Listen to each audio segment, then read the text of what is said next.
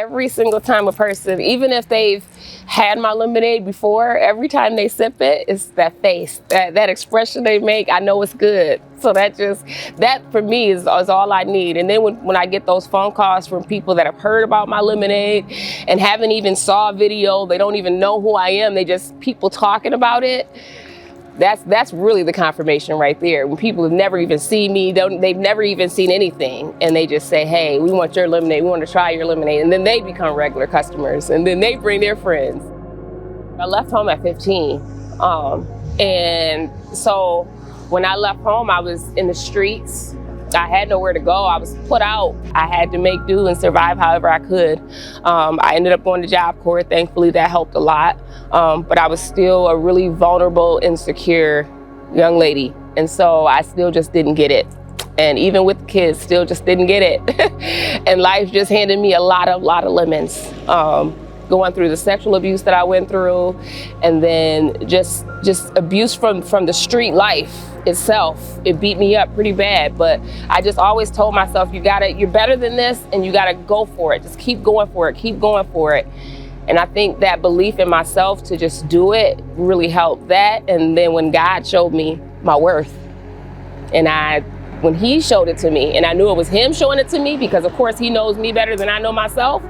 So when he showed me who I was and what he had planned for me, I didn't know what it was. For about 3 years, it was just nonstop. I felt God just like something big is about to happen. I didn't know what it was. And people even now, a lemonade stand, is this the big thing? This is the big thing. And watch, it's going somewhere and it's gonna be big. So, I mean, that's brought me here where I am. I think just to press through everything that I've been through in life, and I made it, and I'm here, and I'm doing it by myself. I think that's the thing I'm most proud of, is I did this by myself. I've got help, I've got support, but I do all of this alone. And so I'm proud of myself for that. I just try to give what I wanted, what I needed. When I was out here, I was young and vulnerable, and I see so many young people, not just females. I see a lot of males out here, and they need that guidance. They need somebody to just stop and talk to them. And so I try to give them that. When I see them, my kids get so mad at me. But I feel like I have to be that one person that these kids know, Miss Yvonne or Miss Vony, she's got me. She's got me, and I do.